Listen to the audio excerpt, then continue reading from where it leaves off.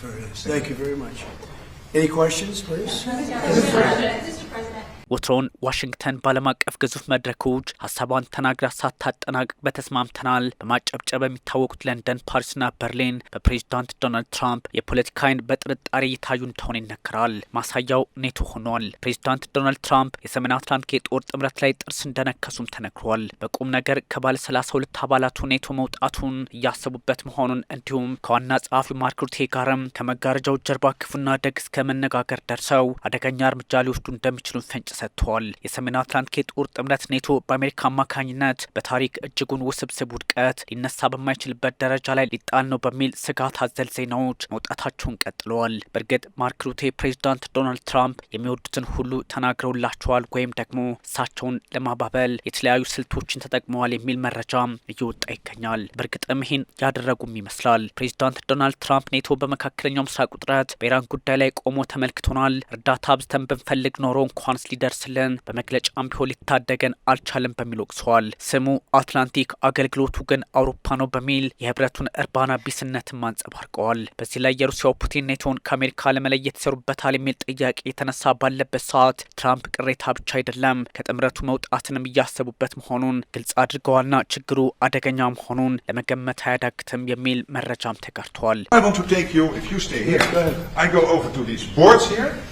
አሁን ወደዚህ ልወስዳችሁ ነው። እዚህ ከሆናችሁ ማለቴ ነው። ወደዚህ ሰንጠረዥ ሊሂድና ላሳያችሁ።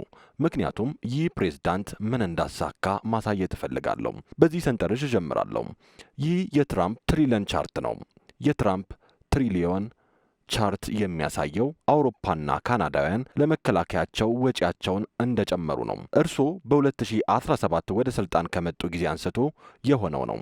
ትራምፕ 45 ሲደመር ትራምፕ 47 Trump 45 plus Trump 47. በኦቫል ኦፊስ ትራምፕና የሰሜን አትላንቲክ የጦር ጥምረት ዋና ጸሐፊ ማርክ ሩቴ ሲወያዩ ቀድሞውንም ለጥምረቱ ቦታቸው ያን ያህል ነው የሚባሉት ሪፐብሊካኑ ከስድብ ባሻገር ፖለቲካዊ እርምጃ ሊወስዱ እንደሚችሉም ይፋ አድርገዋል። ትራምፕ ኔቶ በጦር ግንባር ላይ ከአሜሪካ ጎን ቆሞ የመዋጋቱን ነገር እንጃም ብለዋል። በእርግጥ የሰሜን አትላንቲክ የጦር ጥምረት በአንቀጽ 5 አማካኝነት አንዱ ሲነካ ሌላው ተነካ በሚለው መርሁ አማካኝነት ከአሜሪካ ጋር በተለያየ ጊዜያት መሰለፉን ትራምፕ ለምን ይረሱታል በሚልም ጥያቄ ይነሳባቸዋል። በአፍጋኒስታኑ ጦርነት ኔቶ ከአሜሪካ ጎን ነበር። የአሜሪካን አየር ክልል ለመፈተሽ ቅድሚያ ማስጠንቀቂያ ሰጪ አውሮፕላኖችን አሰማርቶ ያውቃል። በባህረ ሰላጤው ጦርነት በ1990 ተሳትፏል። በርካታ ጥያቄዎች በሰዓቱ ቢኖሩም በ2003 በኢራቁ ጦርነት በሊቢያና መሰል የአሜሪካ ፍላጎቶች ላይ ተሳታፊ ሆኗል በሚል የጥምረቱ ደጋፊዎች ትራምፕን ይሞግቷቸዋል። ታዲያ ፕሬዚዳንት ትራምፕ አሜሪካ በአውሮፓውያን ቀውስ ጊዜ ሁሉ በኔቶ ስም ትገባለች፣ እነሱ ግን ይህን እንደማያደርጉ ማረጋገጥ ችያለሁ በሚል እምነቱ እንደሌላቸው አስቀምጠዋል። ፖለቲካዊ ሰጥ አገባው በቀጠለበት አሜሪካ መውጣትን የማሰብ ሂደት ውስጥ መሆኗ በእርግጥም አንድ ላይ በ14ቱ አንቀጾች ተሳስረው ለመቀጠል ፈተና ሊሆንባቸው ይችላል። የአትላንቲኩ ጥምረቶች ትራምፕ ጥሪ ስናቀርብላቸው እሺ ቢሉን ኖሮ ጥሩ ነበር፣ ምንም እንኳን ምላሻቸውን ለማወቅ ያደረግነው ቢሆንም ሲሉ ለመግለጽ ሞክረዋል። ሁሉም ሰው ያከብረዋል። የእርስዎን መልካም ቃላት አደንቃለሁ። መልካም ስራ ሰርተዋል። እውነቱን ለመናገር እኛ ባለንበት ሁኔታ ሌላ ሆኖ ቢሆን ዛሬ እዚህ መገናኘት አንችልም ነበር። ምክንያቱም እንዲሁ ተትተናል። በእርግጥ በዚህ ዙሪያ እርዳታ አልፈለግንም ነበር። በመጀመሪያው ሳምንት ነበር ያወደምናቸው።